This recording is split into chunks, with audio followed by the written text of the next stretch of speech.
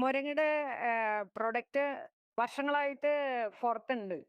വിദേശ നാട്ടിലാണ് ഇതിനെക്കുറിച്ച് അറിയുക. നമ്മളെ നാട്ടില് ഇതിനെക്കുറിച്ചിട്ട് അധികം അറിയില്ല.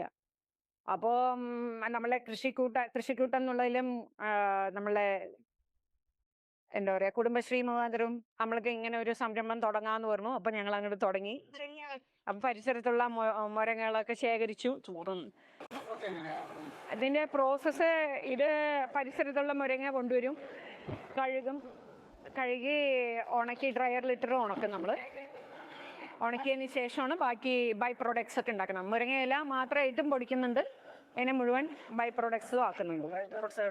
മുരങ്ങയുടെ നമ്മള് മുരങ്ങപ്പൊടി ഉണ്ട്, മുരങ്ങ ക്യാപ്സൂള്, മുരങ്ങ ടീ, മുരങ്ങ ചമ്മന്തിപ്പൊടി, മുരങ്ങ സാദം, മുരങ്ങ ക്യാപ്സൂള്, പിന്നെ മുരങ്ങയുടെ തന്നെ ഇഡ്ലിപ്പൊടി. പിന്നെ ഇതിൽ പിന്നെയുണ്ട് മുരങ്ങയുടെ പുട്ടുപൊടി ഉണ്ട്, ദോശപ്പൊടി ഉണ്ട്, ഇടിയപ്പം ഉണ്ട്.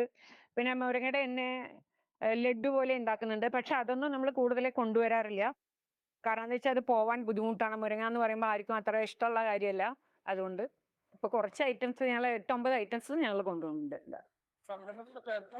നാച്ചുറൽന്ന് പാലക്കാട് എലപ്പുള്ളി പാറ.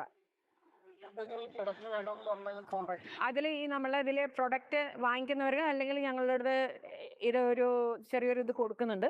അതിൽ നമ്മളുടെ ഫോൺ നമ്പറും ഇതുണ്ട്. വിളിച്ചു കഴിഞ്ഞാൽ ഞങ്ങൾ കൊറിയർ ചെയ്യും. പാഴ്സൽ എവിടേക്ക് വേണമെങ്കിലും നമ്മൾ അങ്ങനെയാണ് ചെയ്യാറ്. കൊറിയർ ചെയ്യാറുണ്ട്, വിദേശത്തേക്കും കൊണ്ടുപോകാറുണ്ട് ആൾക്കാർ.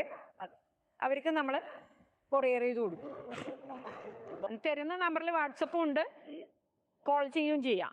അപ്പൊ അതിൽ വിളിച്ചു കഴിഞ്ഞാൽ നമ്മളത് ചെയ്തു കൊടുക്കും. അവർക്ക് ഇനി മുരിങ്ങയുടെ വേറെ എന്തെങ്കിലും പ്രൊഡക്റ്റ് ആയിട്ട് വേണമെന്നുണ്ടെങ്കിൽ നമ്മൾ ചെയ്തു കൊടുക്കും. ഇപ്പം മുരിങ്ങയിൽ അലുവ വേണമെന്ന് പറഞ്ഞാലും നമ്മൾ ചെയ്തു കൊടുക്കും. മിഠായി വേണം പറഞ്ഞാലും ചെയ്തു കൊടുക്കും. ആവശ്യക്കാരുണ്ടെങ്കിൽ ചെയ്തു കൊടുക്കും. അരുണ.